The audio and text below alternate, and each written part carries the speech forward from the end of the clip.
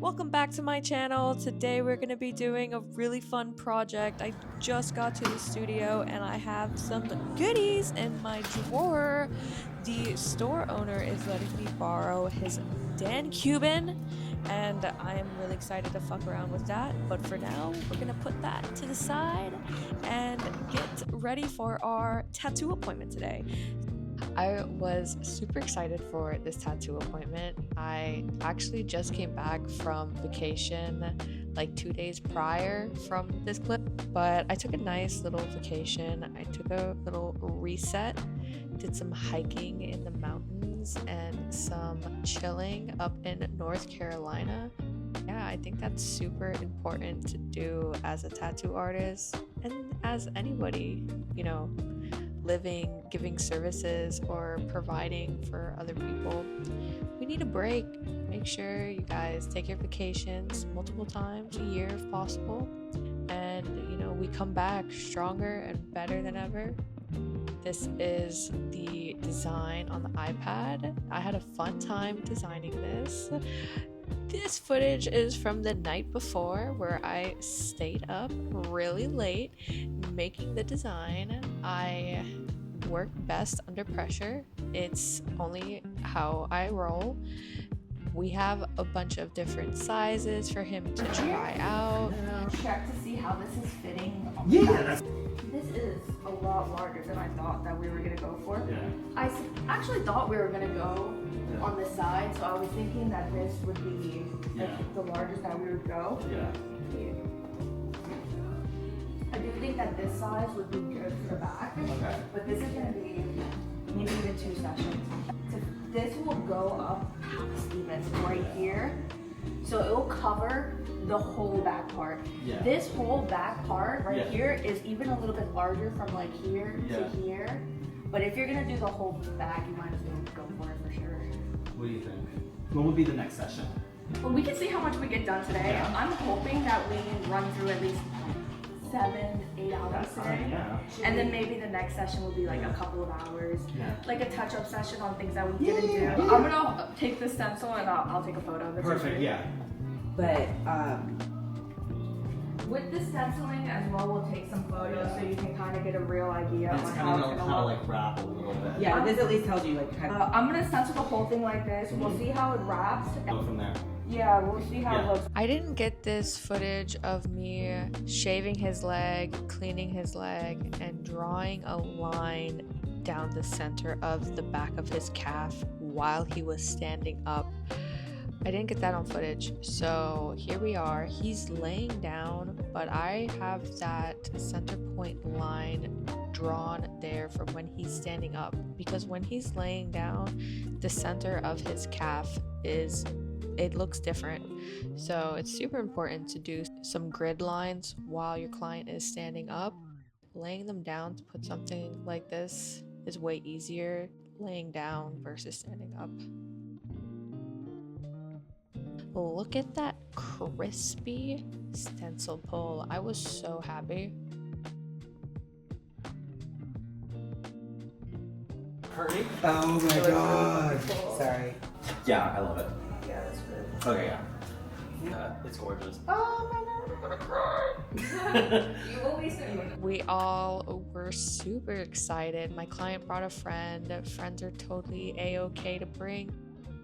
We're setting up my ink caps first. I have a system that I do pretty much every single time. I pull out 4 different shades of gray, and then I have my pure black. Today we're using 3 caps of pure black because I wanted some really dark line work, and then I have a dark, medium, light, and then one filled with just water for extra light. These are the needles that I pulled out for our project today. I actually did not even use the 9-round liner and the 13-round mag. I swear I always pull out a 13-round mag and I end up never using it. I really prefer to use a thin, tight 3 for some stipple shading instead of a mag. So yeah, I always pull them out and I always have to like toss them after the session. I never use them. I ended up using that 14-round needle for most of the line work. That Dan Cuban would have hit so well on the back of the shin for those thick lines.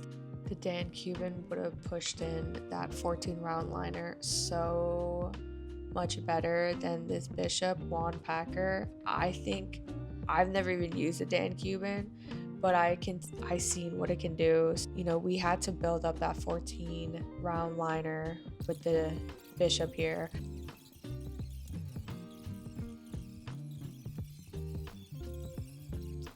I love shading in leaves. Like, I just love putting in a shit ton of details in leaves. Nature projects in general usually make me super excited. I love anything that's pretty. I love anything that's flowy. I like this piece a lot too because it was a bit bolder than what I would typically call my style, but it is perfect. I think it's a great balance between masculinity and femininity. Why can I not say those words? Femininity? I think it's a good balance of masc and femme energy. Don't know how to talk, but for a good tattoo, I do think like having a good masculine and a feminine vibe to it will give you that good balance, and we need balance in life. I was just talking about how balance is super important. Having some edge but some daintiness, it just makes for a great piece. So here I am using that 3 round liner with my lightest wash.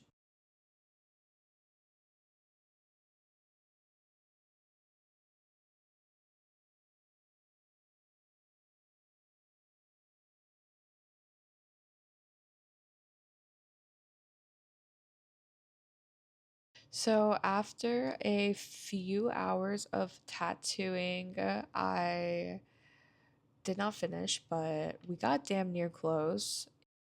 It was nearly 7 o'clock when I was putting on the second skin. We started at noon, and I really do think that it's better to break these larger projects up into multiple sessions because nothing good or nothing really great and phenomenal is going to come out of just one sitting. Yeah, you can get a sick ass flash piece or something really great in one session, but for these larger scale projects, just to be done in one go is just not how I like to roll. I really do want to see how this heals, and I want to see how this is looking in a couple weeks from now, and I want to be with fresh eyes to completely finish this piece with final touches. The next session will probably be no more than 2 to 3 hours, and I will be able to see how everything heals as well. Thank you so much.